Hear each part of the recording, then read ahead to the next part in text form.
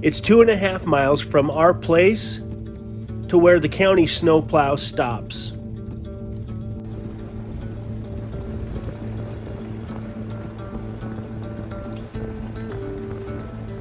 We live on an unmaintained county road. We knew this when we bought our land.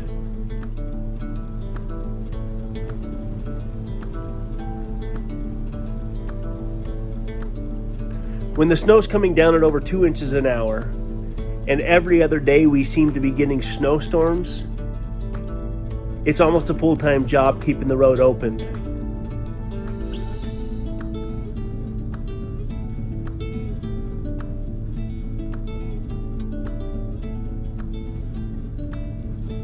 We have kids that have to get to town, and my plow truck is the only way that they're going to safely get in and out.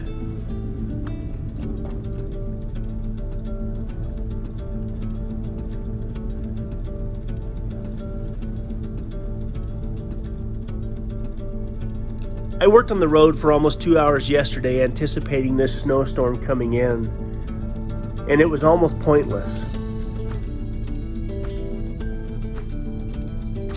There's at least another 8 inches of fresh snow on the ground.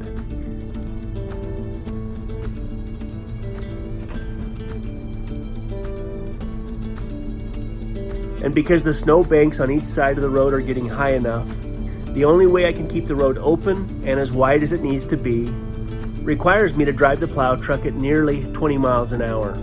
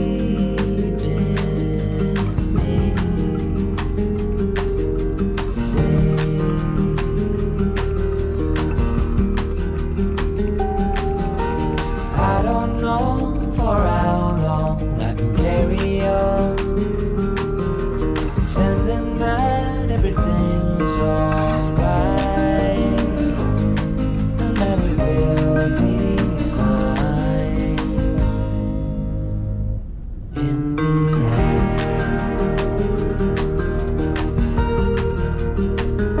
in the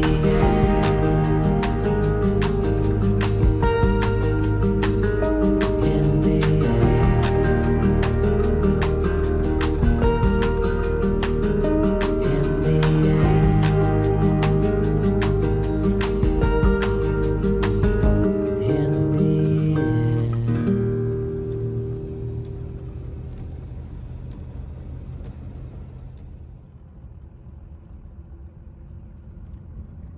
This is what the road looks like after the storm has blown out.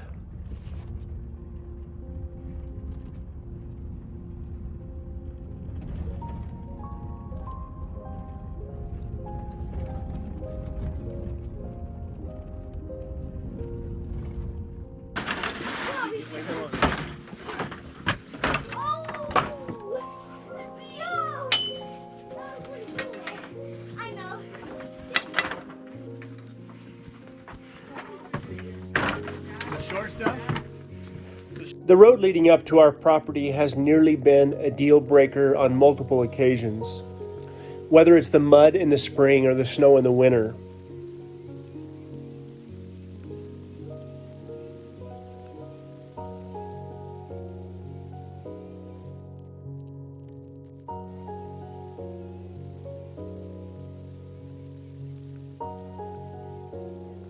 We've recognized that part of the struggle of living off-grid and living where we live includes the road.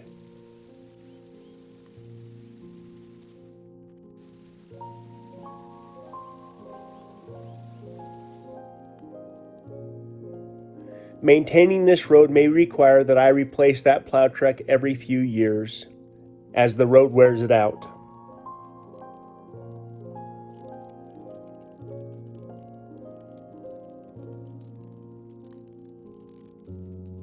It's hard on everything, but again, we knew this came with a deal when we bought our land.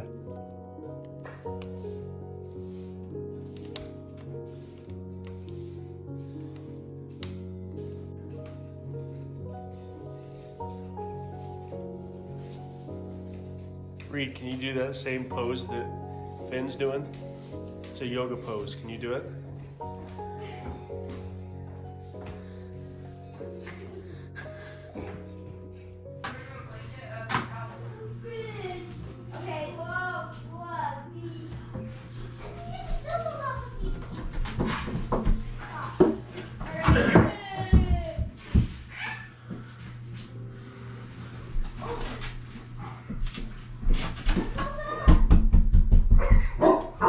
Stop. Hey. Stop. Hey.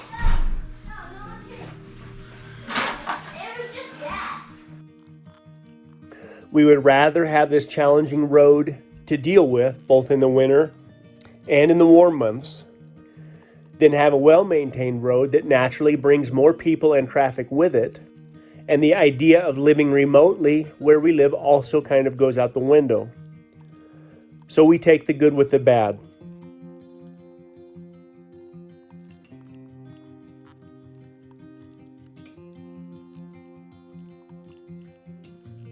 The only way to properly plow all 2.5 miles of the road will require a truck and the right plow.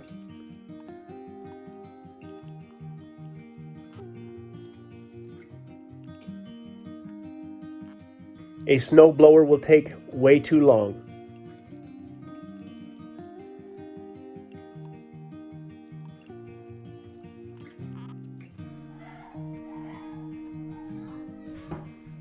The neighbors do have a backhoe if it gets that bad. But again, the best way to deal with the snow is running down that road at about 20 miles an hour.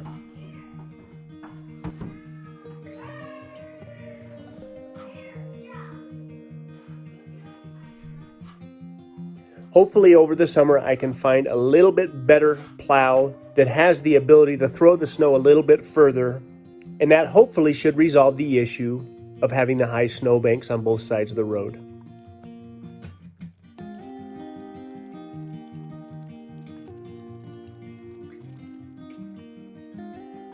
Last week I started the process of the subway tile Bathtub Surround.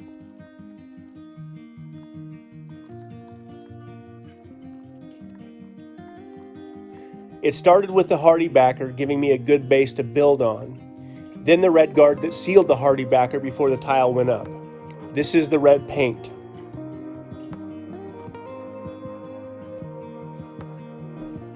I did 2 coats of the red guard, and I put it on especially thick around the window.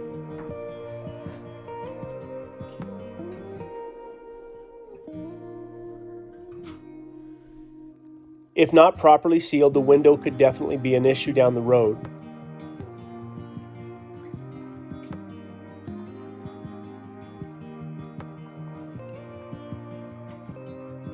I not only used the red guard, but I also used multiple tubes of silicone in all the right places.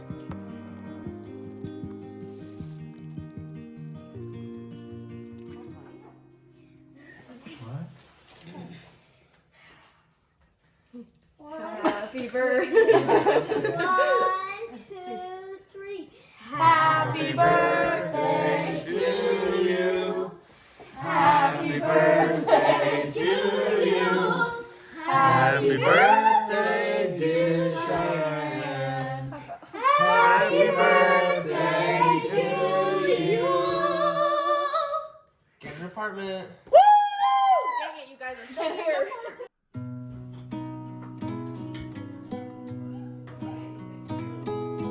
I don't know how many remodels that I've been a part of where 20 years down the road, the mold finally caught up with the tub surround and it had to all be torn out.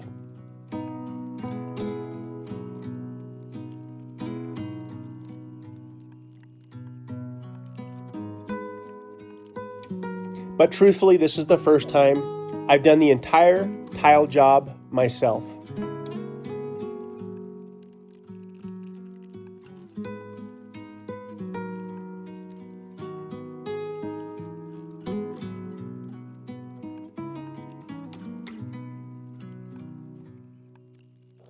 I've laid a little bit of tile here and there. In our house in Snowflake, I did a subway tile backsplash, but this is a little bit more critical.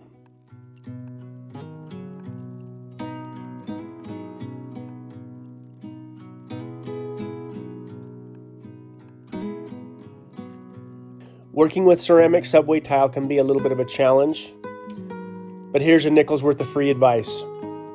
White grout against white tile hides imperfections.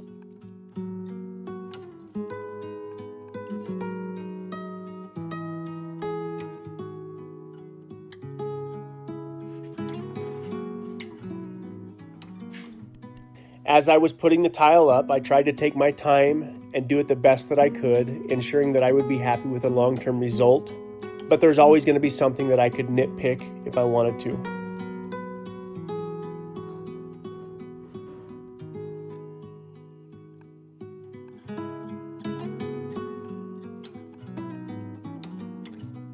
Cedar and I both decided we would rather have external ceramic shelves versus a tile niche in the wall.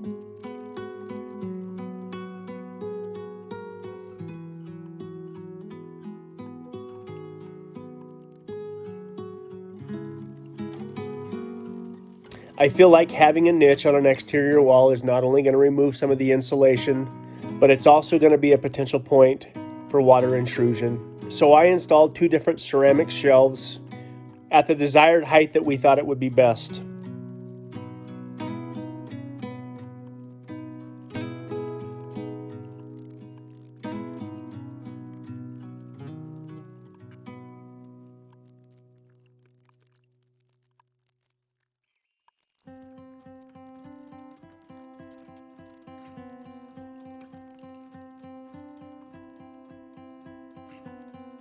We were fortunate enough to celebrate Cheyenne's 18th birthday this week as well.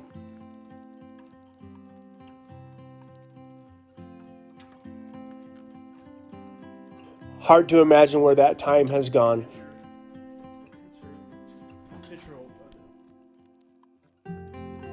I can remember the day she was born like it was yesterday.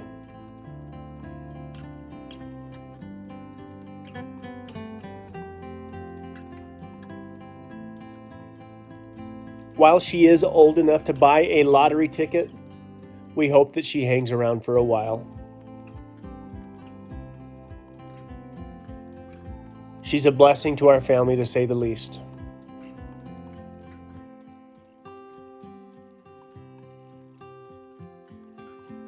We will have to use this bathroom down here, while I basically do the same thing to the upstairs bathroom in the coming weeks, but the long-term goal is to give Cheyenne her own bedroom down here, right next to this bathroom.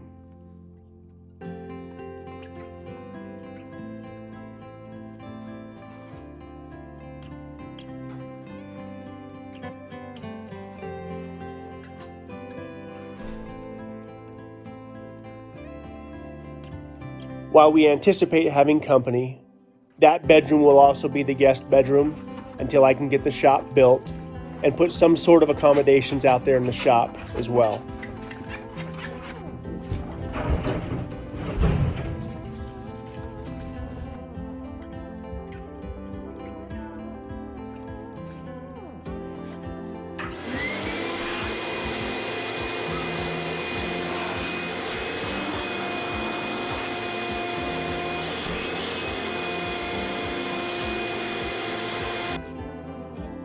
Laying this subway tile is not horribly complicated.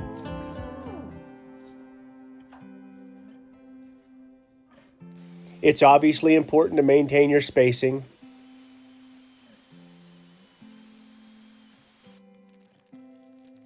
But the biggest challenge we had during this process was my 15-year-old tile saw sitting on the front porch was continuing to freeze up in between cutting tiles. Towards the end, Rhett jumped in. I would mark the tile, he would cut it and bring it back to me.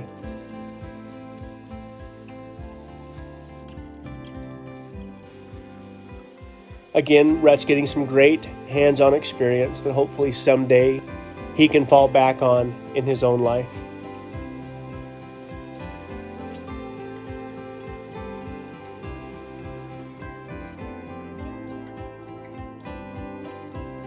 After getting all the tile installed and letting it sit for a day, Cedar jumped in and cleaned it up.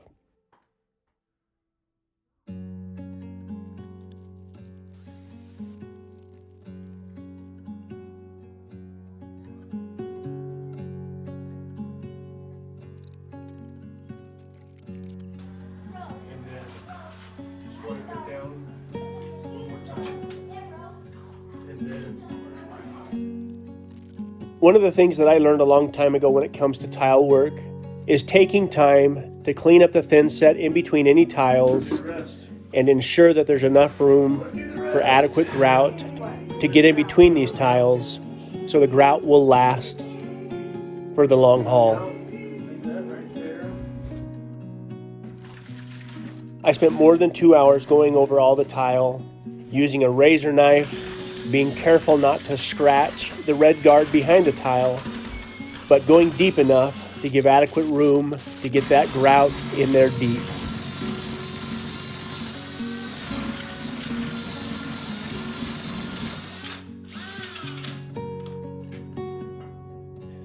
I did a little bit of drywall work around the upper portion of the window that I will have to touch up and paint after all the tile work is done.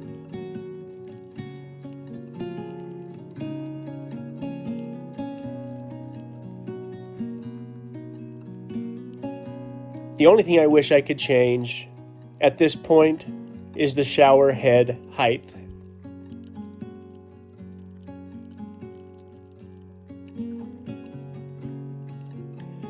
It needs to be about an inch higher or 2 inches lower.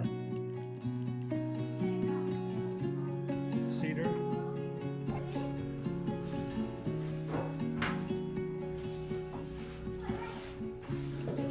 Right now it lands right at the edge of the tile, which means the escutcheon that goes around the 1/2-inch pipe going into the wall is too big.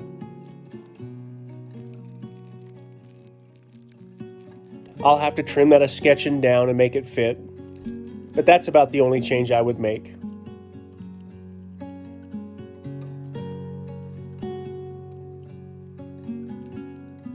I started with 5-foot sheets of hardy backer, and that's why it landed where it landed.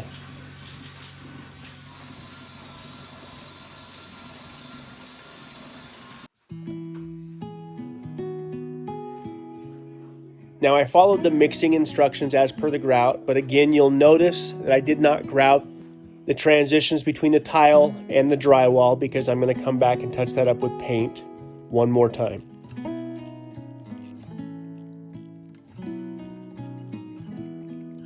We're getting down to the nitty-gritty with some of the projects downstairs.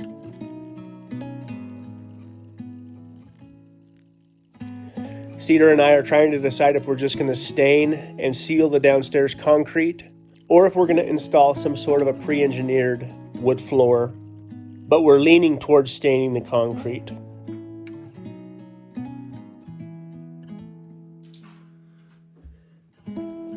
We've seen it done before. We like the rustic look that it offers. We'll have to make this decision pretty quick to get things finished up downstairs.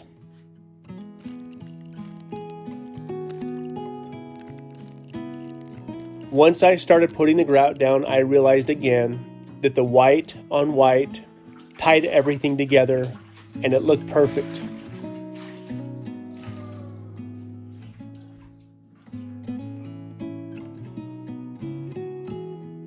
We'll give the grout a couple more days. We'll wipe the tile down to let the shine really come through, but it turned out better than I could have hoped.